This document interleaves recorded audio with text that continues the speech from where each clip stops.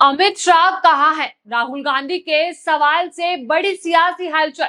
BJP में गए बड़े इस्तीफे से मचा घमासान। जेनजी को साधने में जुटी मोदी सरकार। जी हाँ, क्या राहुल गांधी के सवालों के बाद मोदी सरकार में घमासान मच चुका है? आखिर क्यों आए मोदी सरकार में इतने बड़े इस्तीफे और क्यों मोदी सरकार ने सोशल मीडिया में एक्टिव रहने की सलाह दी है? आज की इस वीडियो में मैं आपको बताऊंगी कि किस तरह राहुल गांधी ने अमित शाह और मोदी सरकार को घेरा। पीएम मोदी सोशल मीडिया में जुड़ने की बात क्यों कह रहे हैं और विपक्ष किस तरह इन घटनाओं और इस्तीफों को देखता है, और साथ ही बताऊंगी कि इन सब का आने वाले चुनाव और राजनीति में क्या असर पड़ सकता है। तो वीडियो को अंत तक जरूर देखिएगा। नमस्कार, मैं हूं आपके साथ उन्नति कोटियाल और आप देख रहे हैं पीआरडी। दोस्तों, क्या भारतीय राजनीति में कोई बड़ा बदलाव शुरू हो चुका है? क्या बीजेपी के अंदर बढ़ती नाराजगी सिर्फ अफवाह है या इसके पीछे कोई बड़ी राजनीतिक कहानी छुपी हुई है? पिछले कुछ दिनों में कई ऐसी घटनाएं सामने आई है जिन्होंने राजनीतिक गलियारों में नई बहस छेड़ दी है। कई नेताओं के इस्तीफे की चर्चा है, कई संगठन के भीतर असंतोष की बात हो रही है, तो कहीं सोशल मीडिया पर सरकार और विपक्ष के बीच नैरेटिव की जंग तेज होती दिखाई दे रही है। सवाल ये है कि क्या ये केवल अलग अलग घटनाएं हैं या फिर इन सब के पीछे कोई बड़ा राजनीतिक संकेत छिपा हुआ है? क्या विपक्ष इन घटनाओं को अपने पक्ष में बदलने की कोशिश कर रहा है? क्या बीजेपी के सामने पहली बार ऐसा दौर आया है जहां उसे संगठन के भीतर और बाहर दोनों जगह चुनौतियों का सामना करना पड़ रहा है? देखिए दोस्तों, भारतीय राजनीति में अक्सर छोटी दिखने वाली घटनाएं आगे चलकर बड़े राजनीतिक बदलाव का कारण बन जाती है। इसलिए जब किसी दल के भीतर इस्तीफे, असंतोष या नेतृत्व को लेकर चर्चाएं तेज होती है तो राजनीतिक एक्सपर्ट उन्हें गंभीरता से देखते हैं। हाल के दिनों में बीजेपी से जुड़े कुछ नेताओं के इस्तीफों और संगठनात्मक बदलावों ने चर्चा को जन्म दे दिया है। हालांकि हर इस्तीफे की अपनी अलग वजह हो सकती है, लेकिन जब ऐसी घटनाएं एक साथ सामने आती है तो सवाल उठना स्वाभाविक है कि क्या पार्टी के भीतर सब कुछ सही नहीं चल रहा है। तो दूसरी तरफ विपक्ष इन घटनाओं को एक बड़े राजनीतिक संदेश के रूप में पेश कर रहा है। विपक्ष का कहना है कि ये सरकार और संगठन के प्रति बढ़ती नाराजगी का संकेत है, जबकि बीजेपी का पक्ष है कि संगठन में समय समय पर बदलाव और जिम्मेदारियों का पुनर्वितरण समय प्रक्रिया में होता है। देखिए, एक तरफ जंतर मंतर में छात्रों पर लाठीचार्ज, आंसू गैस के गोले, एफआईआर हुई, तो दूसरी ही तरफ संसद में भाजपा के सांसद तेजस्वी सूर्या उसी जेएनजी को सल्यूट कर रहे हैं। साथ में बीजेपी प्रवक्ता शहजाद पूनावाला को तो आप अच्छे से जानते होंगे, ये वही है जो भाजपा का जॉब करते हैं, हर इंटरव्यू में आपको दिखाई भी देते होंगे और हर गोदी मीडिया के चैनल में भी दिखाई देते होंगे। तो सबसे पहले तो इन्होंने ही इस्तीफा दे दिया है, तो दूसरी तरफ बिहार में एक एमएलसी ने इस्तीफा दे दिया, तो तीसरी तरफ उत्तर प्रदेश के कई भाजपा नेताओं के इस्तीफे की बात भी सामने आई है। इसका मतलब कि इस समय भाजपा की कश्ती डूबती हुई नजर आती है। अब बात करते हैं सोशल मीडिया की। देखिए, आज के समय में सोशल मीडिया किसी भी राजनीतिक दल की छवि बनाने में और बिगाड़ने दोनों में महत्वपूर्ण भूमिका निभाता है।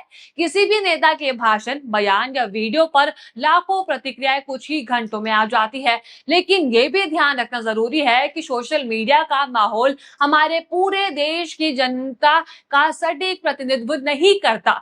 यही वजह है कि राजनीतिक दल अब डिजिटल प्लेटफॉर्म्स को उतना ही गंभीरता से लेते हैं जितना कि चुनावी रैलियों को।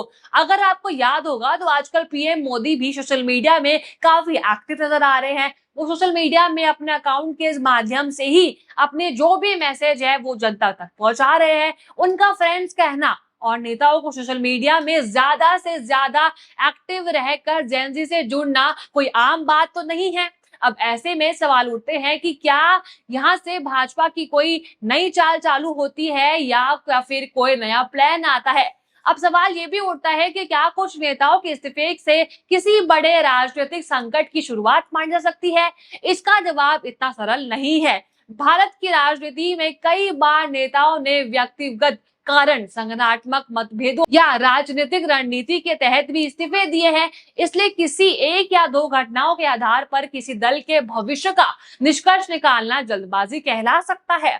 हालांकि अगर ऐसी घटनाएं लगातार बढ़ती है और उनका असर संगठन के विभिन्न स्तरों पर पहुंच भी जाता है, तब निश्चित रूप से राजनीतिक एक्सपर्ट्स का विषय बन जाता है। एक और महत्वपूर्ण पहलू अब आता है, जो है विपक्ष की राजनीति।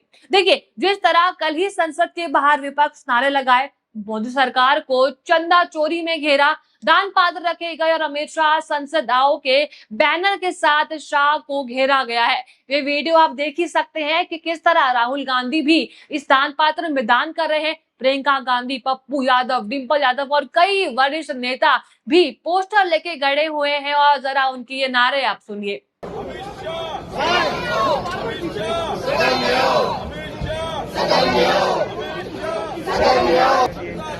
गद्दी छोड़, गद्दी छोड़, गद्दी छोड़, गद्दी छोड़, गद्दी छोड़, गद्दी छोड़, गद्दी छोड़, गद्दी छोड़, गद्दी छोड़, गद्दी छोड़। सुना आपने, वो नारे लगा रहे हैं कि अमित शाह सदन में आओ, और सवाल भी तो यही उठ रहा है ना कि आखिर शाह है कहाँ अब तक, वो सदन में क्यों नहीं आ रहे हैं। और ये भी सवाल आज का नहीं है, बल्कि काफी समय से उठते आ रहे हैं और अब तक इनका कुछ जवाब नहीं मिल पाया है, क्योंकि अमित शाह संसद में आए ही नहीं है। अब विपक्ष इन घटनाओं का उपयोग ये संदेश देने के लिए कर सकता है कि सत्ताधारी दल कमजोर पड़ रहा है, वहीं सत्ता पक्ष अपनी उपलब्धियों और संगठनात्मक मजबूरी पर जोर देकर इन नैरेटिव का जवाब देने की कोशिश करेगा। आने वाले चुनाव तक दोनों पक्षों के बीच राजनीतिक संघर्ष और भी तेज हो सकता है। अब सबसे महत्वपूर्ण सवाल ये आता है कि क्या इन घटनाओं का असर मतदाताओं यानी कि चुनाव पर पड़ सकता है। इसका फैसला सोशल मीडिया नहीं, बल्कि चुनाव के दिन मतदाता करेंगे। भारतीय राजनीति में कई बार ऐसा हुआ है कि सोशल मीडिया पर एक तस्वीर दिखाई दी और चुनावी नतीजे कुछ और ही निकल कर आते हैं। वहीं कई बार डिजिटल माहौल ने वास्तविक राजनीतिक परिवर्तन को संकेत भी दिया है। इसलिए अभी ये कहना जल्दबाजी होगी कि मौजूदा घटनाएं किसी बड़े राजनीतिक बदलाव का निश्चित संकेत है। फिलहाल इतना जरूर कहा जा सकता है कि राजनीतिक माहौल पहले की तुलना में अधिक प्रतिस्पर्धा दिखाई दे रहा है। विपक्ष अधिक आक्रामक है, सत्ता पक्ष अपनी स्थिति मजबूत करने में जुटा हुआ है और आने वाले महीनों में राजनीतिक बयानबाजी और राजनीतिक फैसले दोनों तेज होने की संभावना है। आपकी क्या राय है? आपको क्या लगता है कि क्या हाल की घटनाएं केवल सामान्य राजनीतिक गतिविधियां हैं, या आपको भी लगता है कि भारतीय राजनीति में किसी नए दौर की शुरुआत हो रही है? आपको जो भी लगता है आप अपनी राय कमेंट बॉक्स जरूर बताइएगा। और अगर आपको वीडियो अच्छी लगी हो तो लाइक करें, शेयर करें और बने रहिए PRB के साथ। धन्यवाद।